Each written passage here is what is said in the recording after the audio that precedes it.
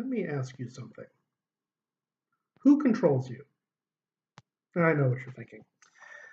Nobody controls you, right? That's, you control your own thoughts, you control the way you think, you control your own destiny. The fact of the matter is that for most of you, perhaps all of you, perhaps all of us, we're not in complete control. And I'm not talking about things like, we get to violate gravity. I mean ideas, I mean thoughts, I mean the way that we think. How many of you are controlled by other people's ideas and thoughts? How many of you have thought through or considered other people's ideas?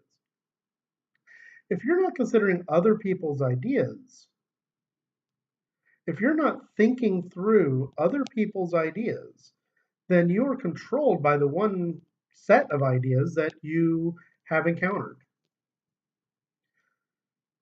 And that doesn't matter if you're left or right, libertarian, authoritarian, Christian, Muslim, Jew, Buddhist, Hindu, it doesn't matter. Those thoughts are somebody else's thoughts, not necessarily yours. And until and unless you challenge those thoughts by reading other things, thinking about other things, challenging your ideas, the way that you think the world works, then your thoughts aren't yours. And you're not controlling yourself. You're not controlling your thoughts. Your thoughts are being controlled by someone else. When you refuse to consider different ideas, then that means that you have given up your own ideas to someone else.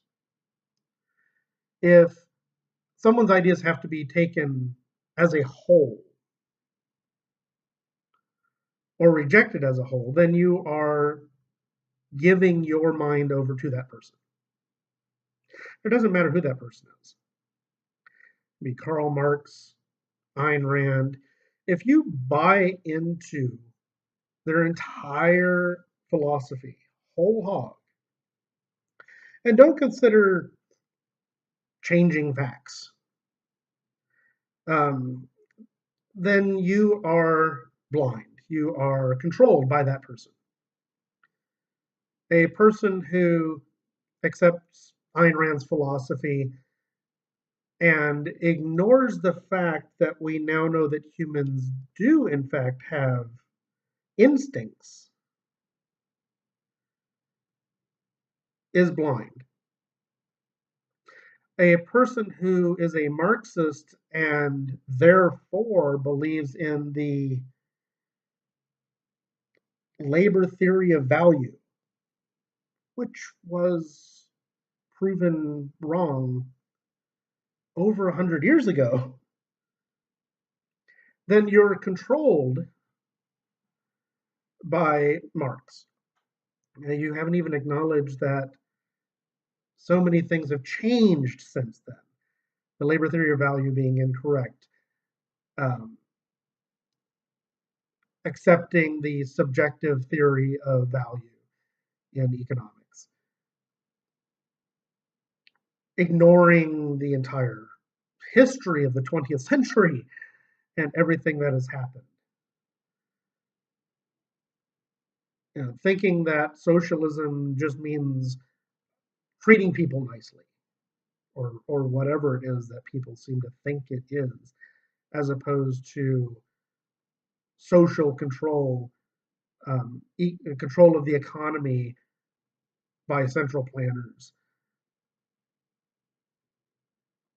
Socialism isn't being nice. It is about control. And you can only come to understand this if you understand history, if you understand economics, if you understand a variety of economic positions, not just Marxists, not just Keynesians, and not just free market thinkers like Milton Friedman, Friedrich von Hayek, Ludwig von Mises, many, many, many others. We need to really challenge ourselves. We can't go through life just accepting what our professors have taught us, um, accepting only the things in the books that we've been assigned in school. What we need to do is we need to really open ourselves up, challenge our thinking, challenge our thoughts, challenge our beliefs. This is something I've tried to do all my life. And it's not an easy thing. You can't go from being a fundamentalist Christian who believes in creationism and who's at best a moderate pro-labor union type person, somewhere between, sort of a moderate Democrat, moderate Republican, which is what I was once upon a time,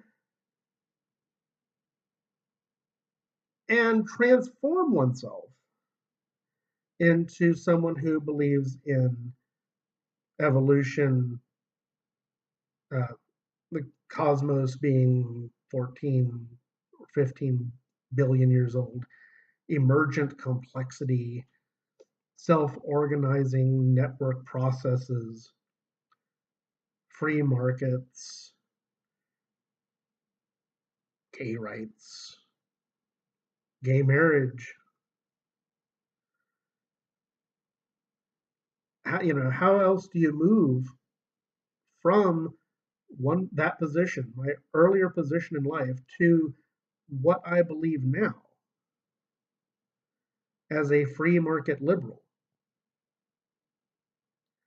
without reading, without challenging that worldview that you hold, without thinking about the fact that you could be wrong about everything. And understanding that you could be wrong about everything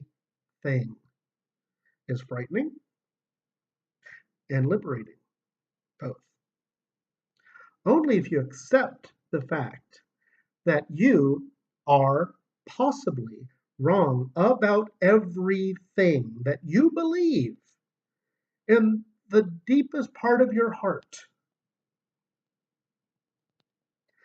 Only if you accept that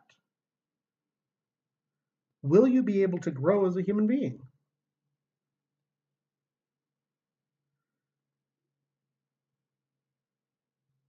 That is why it is so important to challenge yourself, to have a liberal mind, to be open to ideas, to being challenged, to having your entire world